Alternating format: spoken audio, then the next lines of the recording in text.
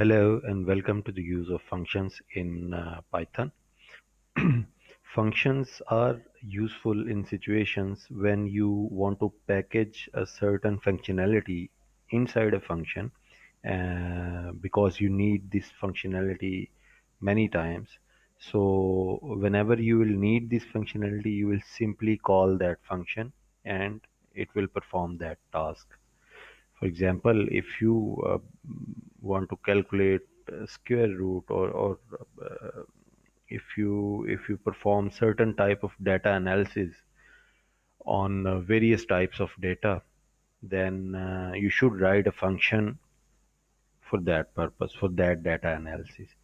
So whenever you need that analysis, so you will simply call that functions by providing the data on which the analysis has to be performed. So in this way, you will write function once and you will be able to use it or call it as many time as you like or as you need. So let's see. Suppose we have a list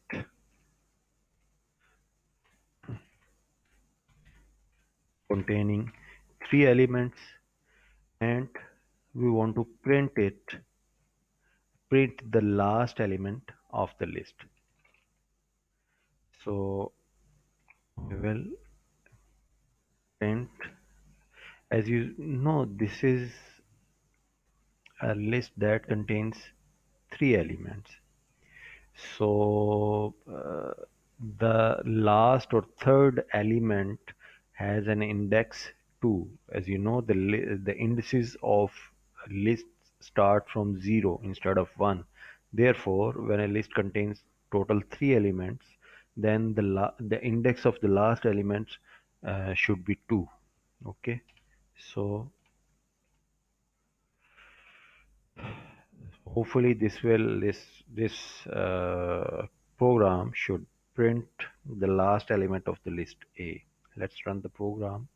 Let's click last. You see, this is the last. Now let's rerun the program. Okay, step by step. Oh, I forgot. I just clicked the last button and the program ran executed in one go.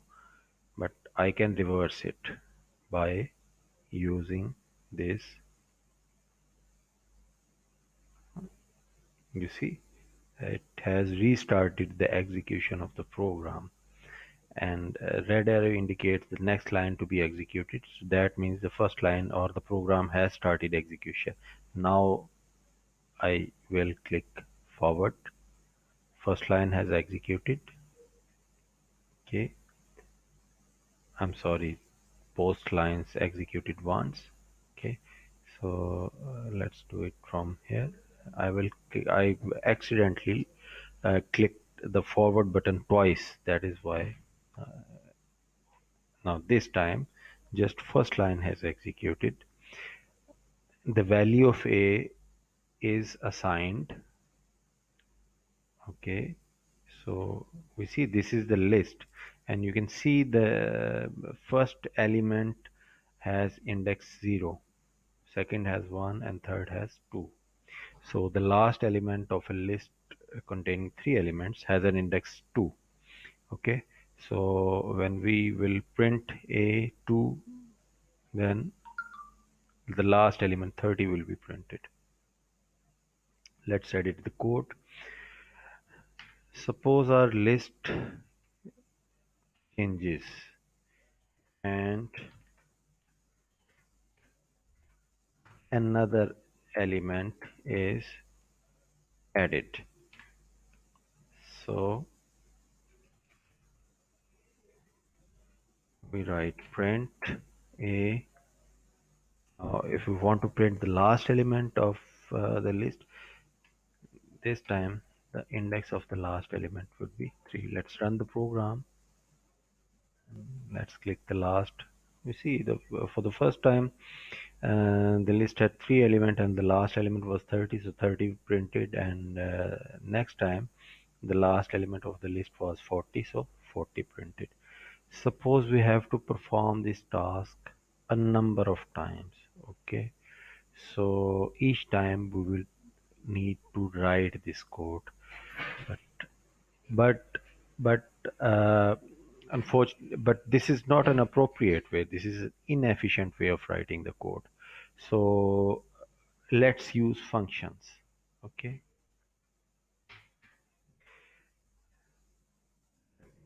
right. We will start with def print last element, and braces will start. And suppose we want to give this function the length of the list. Okay, length, and then colon, and then print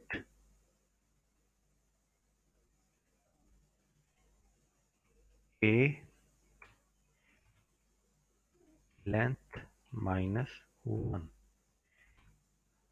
I have written length minus 1 because if the length of a list is 3, then the index of the last element is length minus 1, or 3 minus 1, 2.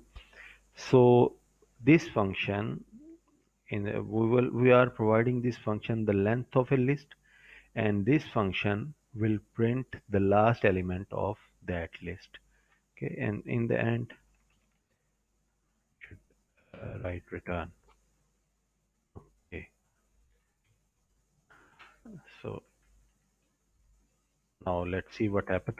We have written this function, but we have not yet called this function or used this function.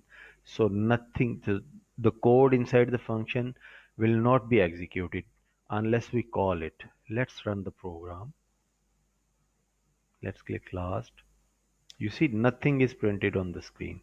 The value of this list 10, 20, 30 is assigned to the list A, but nothing is printed on the screen. Okay, so that means the function has not yet executed. These lines of code have not yet executed. For these lines to be executed, we need to we need to call the function. So we can call the function by simply writing its name and then braces. But we have to provide some information to this function. What is this information? The length of the list. Okay, so it's 3. We will write here 3. This time the function will execute and print the last element of this list. Let's run the program. You see, the last element of the function is printed. But suppose the list has changed and two more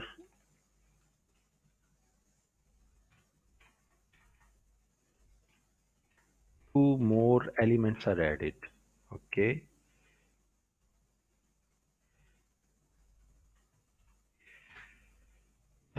so to print the last element of this list, we need to pass it the length of the modified list, which is 5. So I type here 5.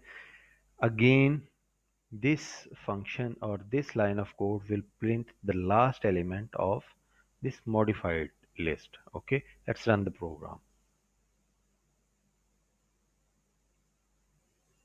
You see, first time when the function was called and we passed the function 3, which is the length of this list, so the last element of the list was printed on screen.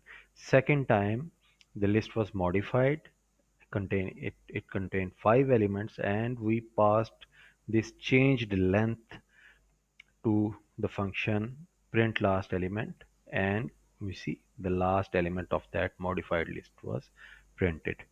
Now we want to know, this is okay, that's nice that we have written a code, but let's make it a bit more efficient.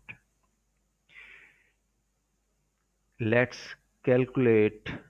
There is a built-in function in Python that